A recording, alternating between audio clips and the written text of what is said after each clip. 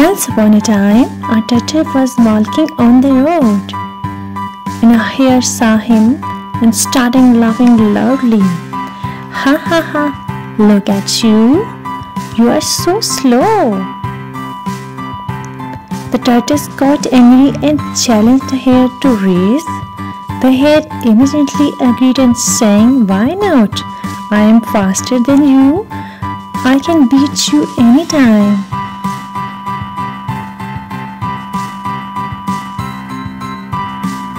On the day of the race, the hare and the tortoise arrived at the starting line. The tiger waved the flag to signal the beginning of the race. The hare ran very fast, while the tortoise slowly followed behind. The hare was quite ahead of the turtle, but not on the time at all. He saw that the turtle was walking slowly far behind him. The hare was so sure about winning the race that he decided to take a little nap under the tree. While the hare was dreaming, the tortoise continued walking slowly and went ahead of the hare. The hare woke up from his nap and saw the tortoise reaching the finishing line. He started running, but it was too late. He could not reach there before the tortoise. The turtle won the race. The hare started crying because he had lost the race to the slow tortoise. So, moral of the story is slow and steady win the race. One summer's day, a lazy grasshopper was scraping, singing, and enjoying the sun.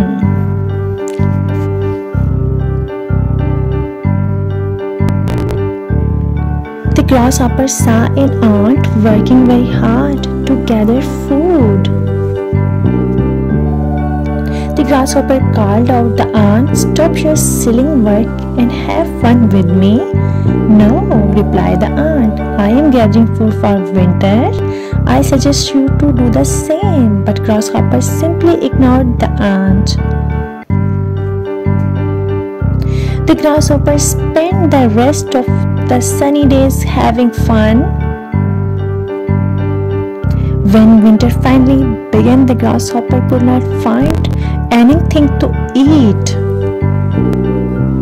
He searched for food everywhere, but everything was buried under the snow.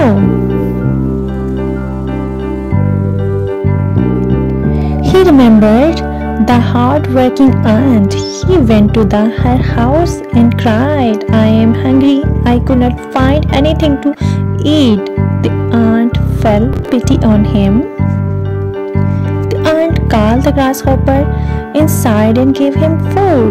The grasshopper ate happily and promised the ant that he would never sit idle in the days before winter.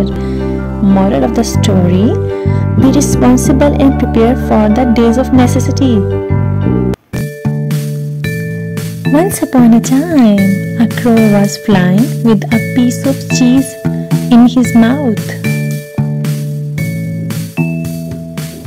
A fox saw the crow with the cheese in his mouth. The fox's mouth started watering. He thought, "I will eat a delicious cheese. How I get it from the crow?"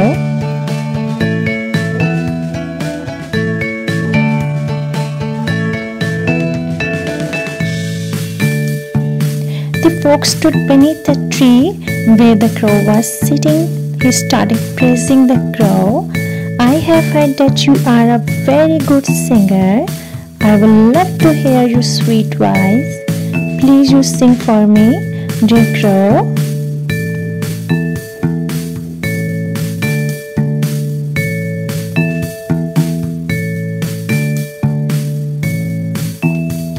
The crow was very pleased hearing the praise. He opened his mouth to sing. As soon as he opened his mouth, the piece of cheese fell to the ground.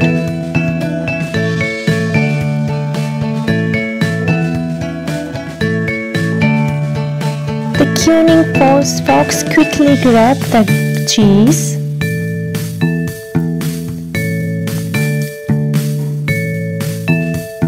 He made fun of the crow and said, "Ha ha ha, fooled! Who wants to hear your voice, silly crow? I just wanted this yummy cheese from you."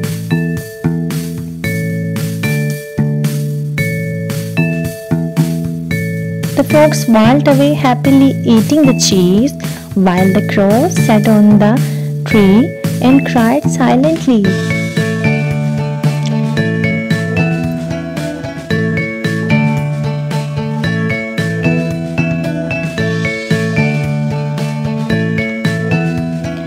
The moral of the story: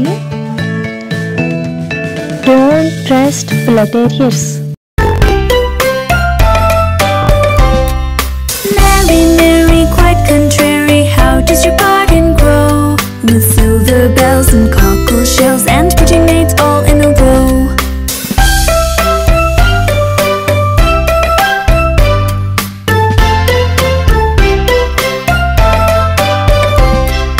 Mary, Mary, quite contrary, how does your garden grow? With silver bells and cockle shells and pretty maids all in a row.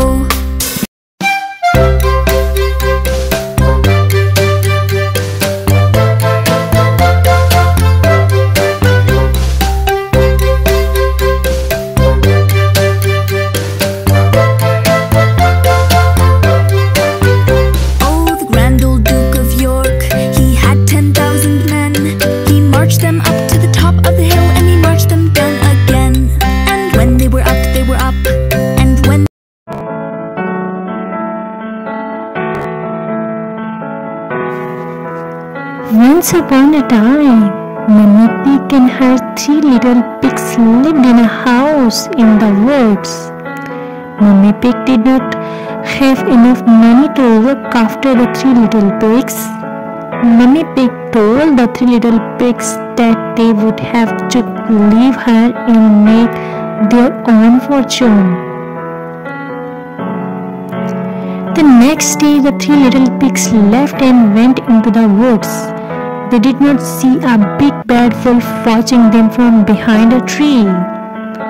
The wolf was hungry and wanted to eat the 3 little pigs.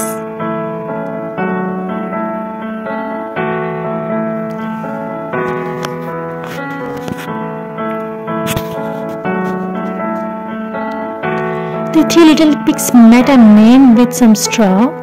The first little pig asked the man if he could have some straw to build his house with. The man said he could and give him some straw.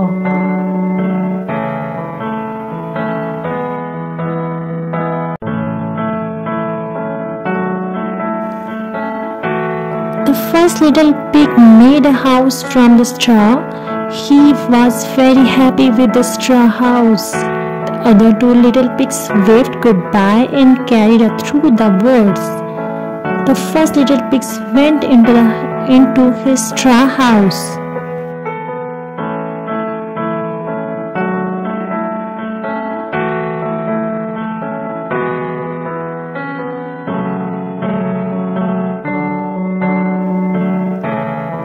A little ahead, the 2 little pigs met a man carrying sticks. The second little pig asked the man if he could have some sticks to build his house with. The man said he could and gave him some sticks.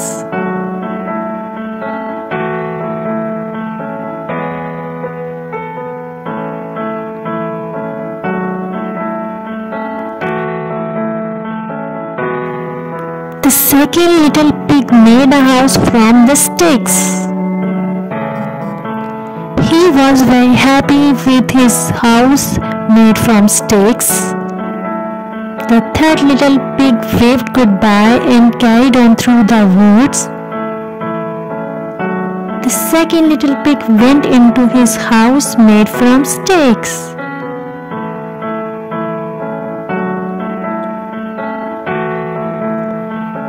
The third little pig met a man pushing a wheelbarrow filled with bricks. He asked the man if he could have some bricks to build his house with. The man said he couldn't give him some bricks.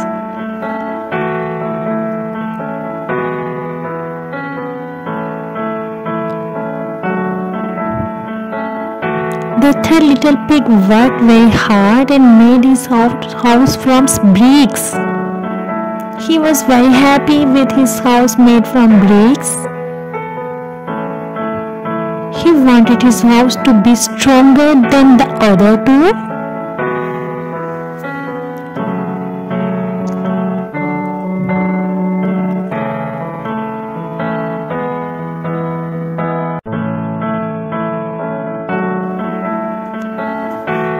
The big bad wolf went to the first little pig's house. He looked in the window and saw the first little pig. The wolf knocked the door. The wolf asked if he could come in, but the first little pig would not let the wolf come inside.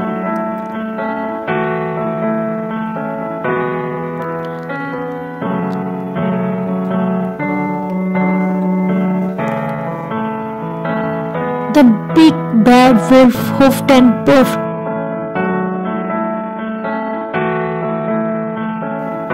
He blew the house made from straw away. The first little pig ran to the second little pig's house.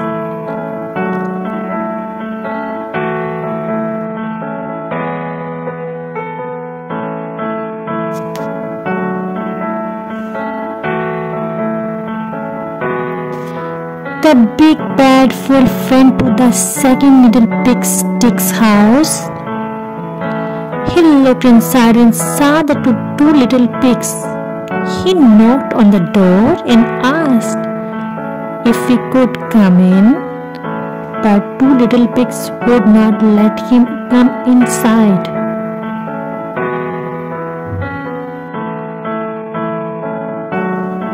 The big bad wolf huffed and puffed. He blew the house made from stick away. The two little pigs ran to the third little pig's house.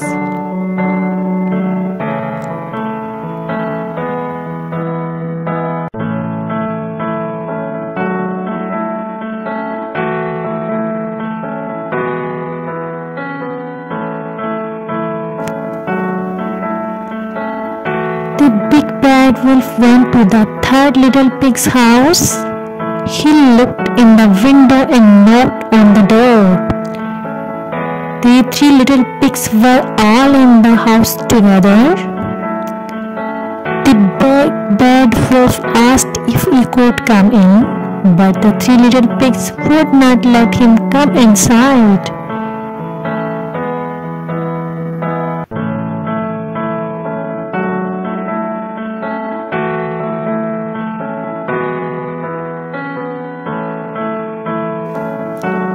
The big bad wolf huffed and puffed, but he could not blow the house made from bricks away, because the brick house was too strong for the wolf.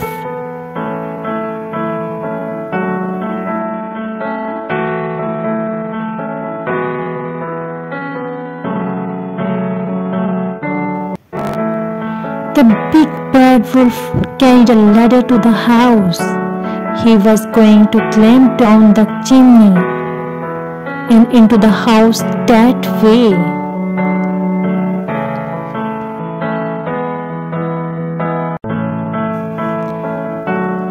The big bad wolf climbed up the ladder and into the roof. He was very happy that he would eat the three pigs today.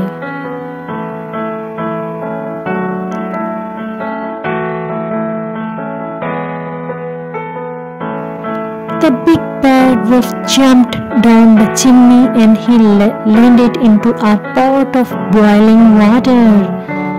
The three little pigs had put the pot on the fire underneath the chimney.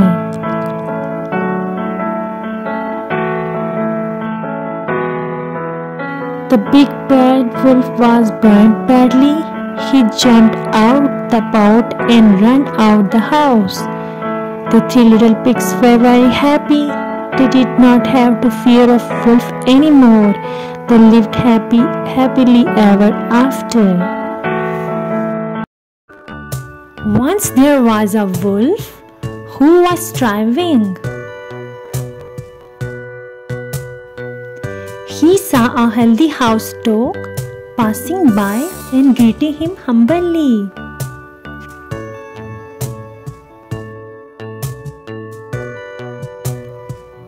The house dog saw the wolf's sad condition.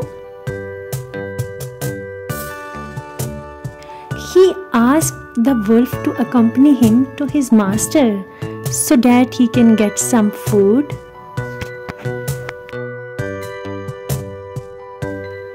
The wolf felt very lucky and immediately agreed.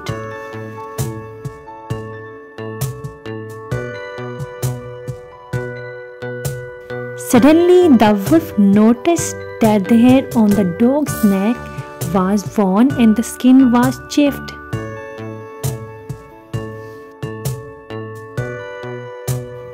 "What is this?" asked the wolf, pointing at the dog's neck.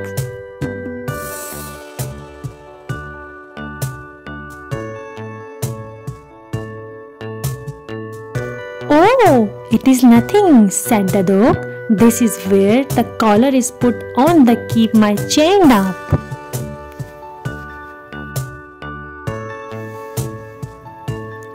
"Chained? Then goodbye to you, Master Dog," said the wolf and ran away into the woods.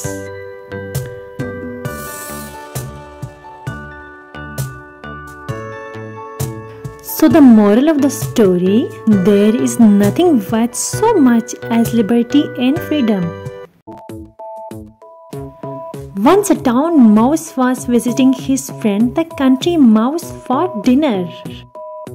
The country mouse served him only barley and grain. The town mouse pitied the country mouse and said, "You should come with me to the town. I will serve you all sorts of fine food." The country mouse agreed to come with him.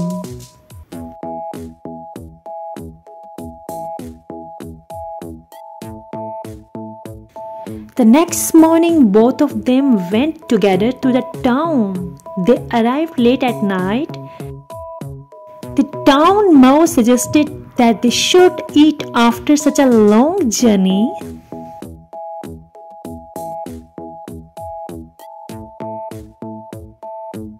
He took his friend to a grand dining room.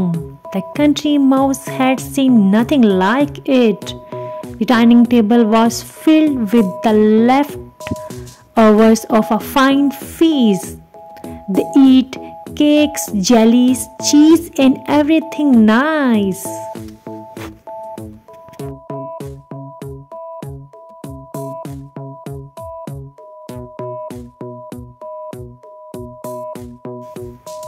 The country mouse was thinking about how lucky the town mouse. Suddenly they heard growling and both of them panicked. The town mouse shouted, "It is the cat! Run!" They ran as fast as they could.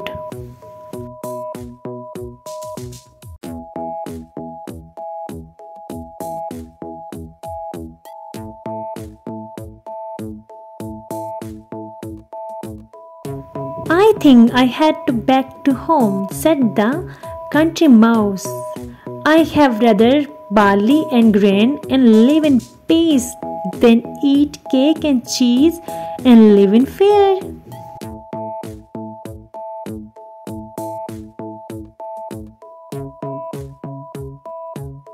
Moral of the story is better to live in poverty and in peace than to have plenty and live in fear.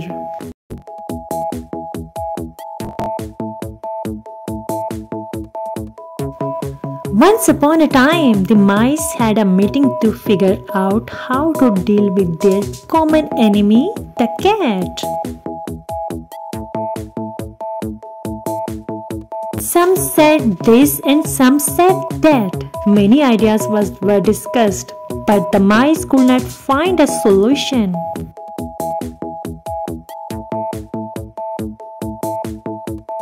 At least a young mouse spoke. I have a plan. All we need to do is put a ball around the cat's neck. The ball will ring whenever the cat moves and we will able to run away before she comes.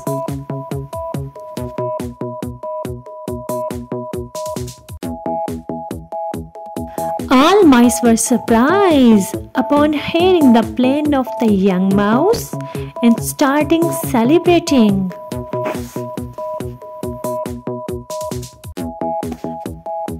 Then an old mouse rose and said, "The plan sounds very good, but tell me one thing.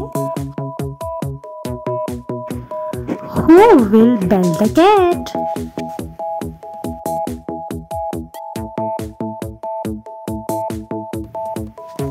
The mice looked at one another in fear.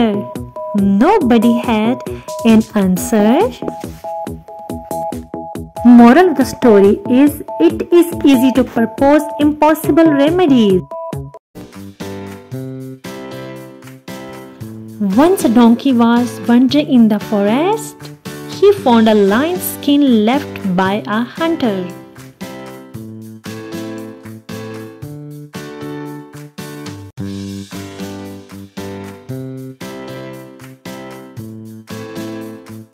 He dressed himself in it and pretended to be a lion.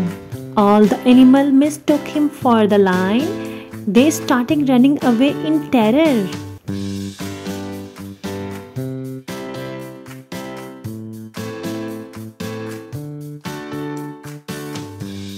The donkey was so pleased that he uttered a loud, harsh bray in excitement.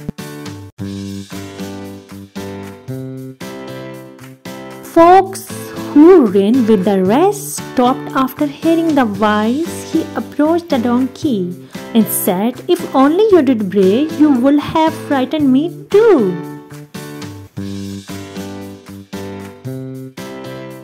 The donkey dropped the lion's skin on the ground and walked away with his head hanging in shame. Moral of the story: clothes may disguise a fool, but his words will give him away. There was a swiftly flowing river, and a narrow log was the only way to cross.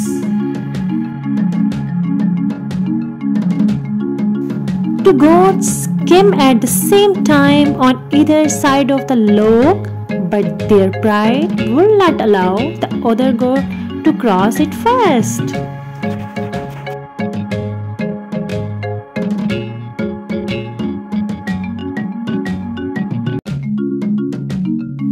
One set foot on the bridge, and so I did the other, until they met horns to horn in the middle.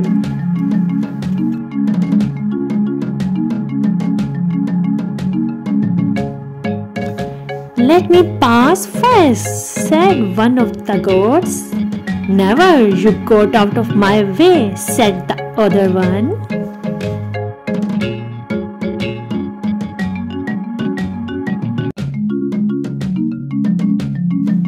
While pushing each other, both lost their balance and fell into the river. Moral of the story: it is better to yield than to come to misfortune through stubbornness.